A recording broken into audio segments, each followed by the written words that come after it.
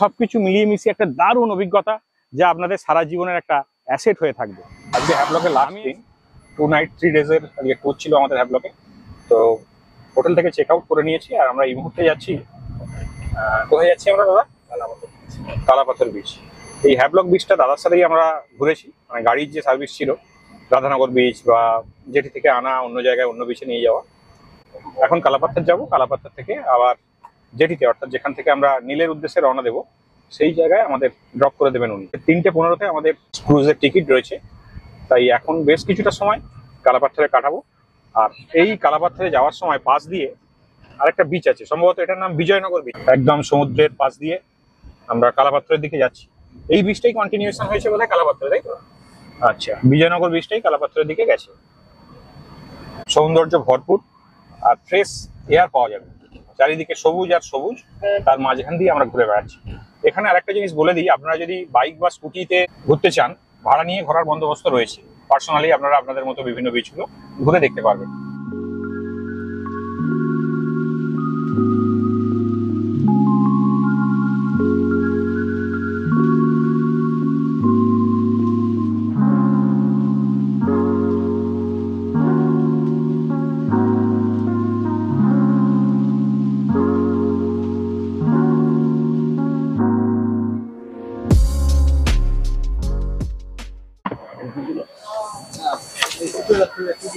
হ্যাঁ,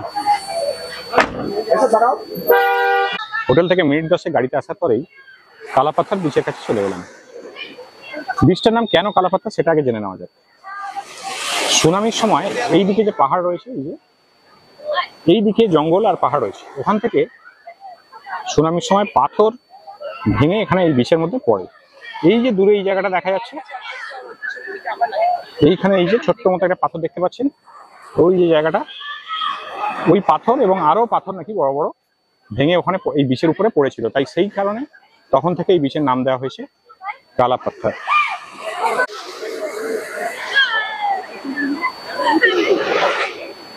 সমুদ্রের ঢেউ যে বিরাট কিছু আছে তা নয়, কিন্তু সমুদ্রের জল এবং এই মৃদুবন্ধ হাওয়া, তার সাথে হালকা ঢেউয়ের অনুভূতিতে এই কালাপাথর বিচ এক কথায় অনবদ্য।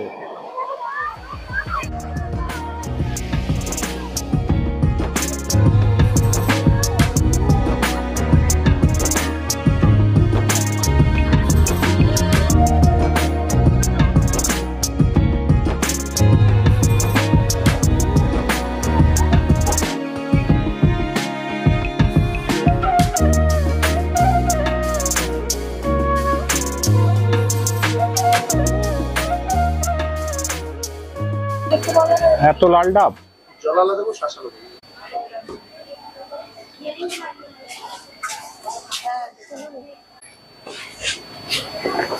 এমনি যে ডাব তার থেকে জলটা কিঞ্চিত মিষ্টি।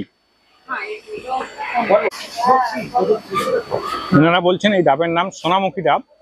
আন্দামানে এলে অবশ্যই ডাব ট্রাই করবেন।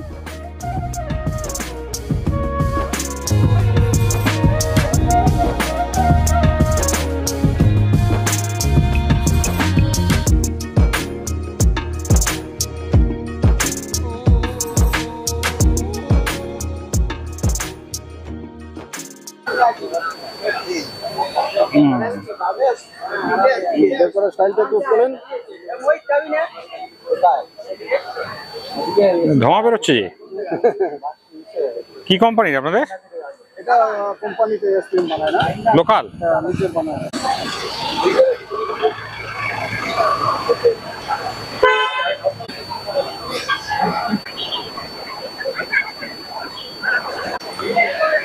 গাড়ি থেকে নেবে একটু সামনের দিকে এগোনোর পরে এরকম একটা ঘেরা জায়গার মধ্যে বিচের বন্দোবস্ত আছে। এখানে পে অ্যান্ড ইউজের টয়লেটেরও বন্দোবস্ত রয়েছে। আর এই হচ্ছে আমাদের বিচ।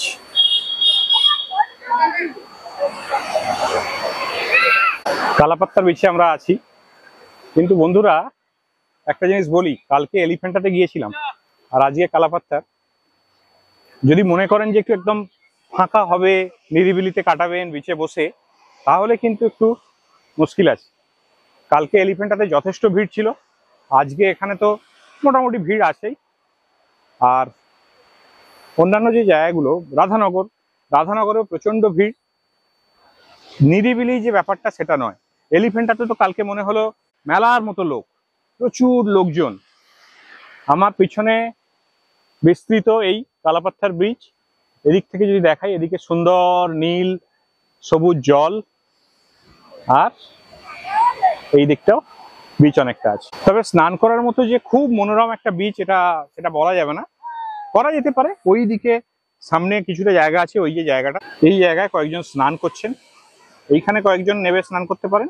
এই যে জায়গাটা দেখা যাচ্ছে এইখানে স্নান করা যেতে পারে, যেখানে আগে আমি দেখালাম। যে দাদার থেকে মালাই নিলাম, কুলফি মালাই, উনি এখানকাই থাকেন, উনি বাঙালি। এই দ্বীপের ম্যাক্সিমাম বলা যেতে পারে বাঙালি, প্রায় 95% বাঙালি। ওনার নাম গণেশ। এখানে যারা রয়েছেন, সেই পার্টিশনের পর থেকে যাদেরকে প্লেসমেন্ট দেওয়া হয়েছিল তারা এখানে রয়েছেন, তাদের কিন্তু অর্থনৈতিক অবস্থা বেশ সচ্ছল। এবং উনি বললেন যে দাদা বুঝতে পারবেন না, এরা এক একজন কয়েক কোটিপতি। একটু সাইডের দিকে চলে এসেছি, বিচের সৌন্দর্যটা এইরকম।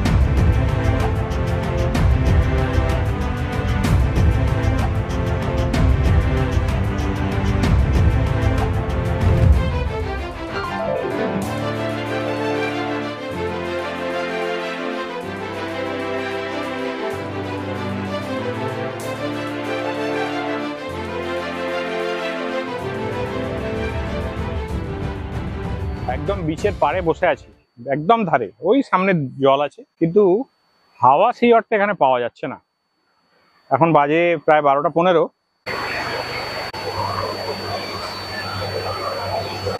আন্দামান কিন্তু খুবই এক্সপেন্সিভ একটা জায়গা, এখানে আপনি এলে ভালো লাগবে, এবং এই যে প্রাকৃতিক সৌন্দর্য যেটা অপূর্ব লাগবে, এই যে পিছনে বিস্তৃত নীল সবুজ জল আর তার সাথে মৃদুমন্দ হাওয়া, দারুণ একটা এক্সপিরিয়েন্স। প্রত্যেকটা বিচের মতো নিজের মতোই সেটা সৌন্দর্য নিয়ে বসে আছে। কিন্তু কথা হলো, ভারতবর্ষের একটা যে বড় ট্যুর, তার মধ্যে আন্দামান অবশ্যই একটা। তবে চেষ্টা করবেন জীবনে অন্তত পক্ষে একবার আন্দামান ট্যুর করা।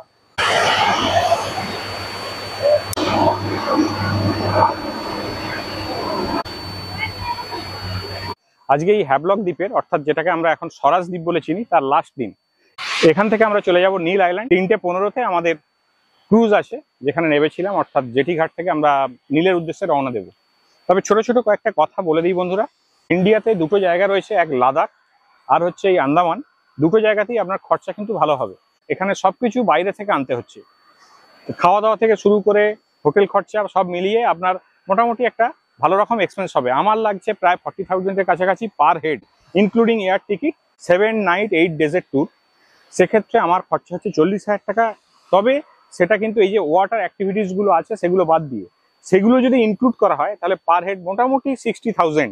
এছাড়াও লাঞ্চ বা অন্য কিছু আপনি সি ফুড ট্রাই করলে তার খরচাটাও কিন্তু বাড়তে থাকবে। দুজন মানুষ যদি আসেন তাহলে সেক্ষেত্রে মোটামুটি খুব ভালোভাবে যদি ঘুরতে চান তাহলে 1.5 লক্ষ টাকার একটা বাজেট আপনাদেরকে রাখতে হবে। আমার পিছনে যেটা আপনারা দেখতে পাচ্ছেন, বিভিন্ন সি বিচে ঘোরা, তার সাথে বিভিন্ন ধরনের ওয়াটার অ্যাক্টিভিটি, সবকিছু মিলিয়ে মিশিয়ে একটা দারুণ অভিজ্ঞতা, যা আপনাদের সারা জীবনের একটা অ্যাসেট হয়ে থাকবে। আমি এসেছি অক্টোবর মাসের 16, 17, 18 এইরকম সময়, অর্থাৎ মিডিল অক্টোবর। এখন এর ওয়েদার মোটামুটি ভালো, তবে এদের মেন সিজনটা শুরু হবে নভেম্বর থেকে। নভেম্বর, ডিসেম্বর, জানুয়ারি এই সময়টা এলে এখানে ঠান্ডার কোনো ব্যাপার নেই, একদমই বলা যায় ট্রেনটা গরমের দিকেই। তবে মে জুন মাসটা বা জুলাই মাসটা বর্ষাকালের দিক, ওই দিকটা অ্যাভয়েড করাটাই ভালো। যদি আপনি অ্যাক্টিভিটি করতে চান, বিভিন্ন ধরনের ওয়াটার অ্যাক্টিভিটি রয়েছে, হতে পারে সেটা জেট স্কি, হতে পারে সি ওয়াক, বা তার সাথে সাবমেরিন, ব্যানানা রাইড, এই ধরনের অনেক রকমের অ্যাক্টিভিটি রয়েছে।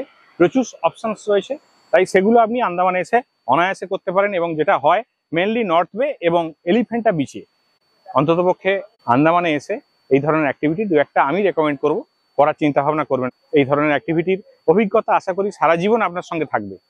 এখান থেকে বেরিয়ে যাব নীল আইল্যান্ডের উদ্দেশ্যে, হালকা কিছু লাঞ্চ সেরে নেব, তারপর আমরা নীলের উদ্দেশ্যে যাব। নীলের আইল্যান্ডটা আপনাদের সঙ্গে শেয়ার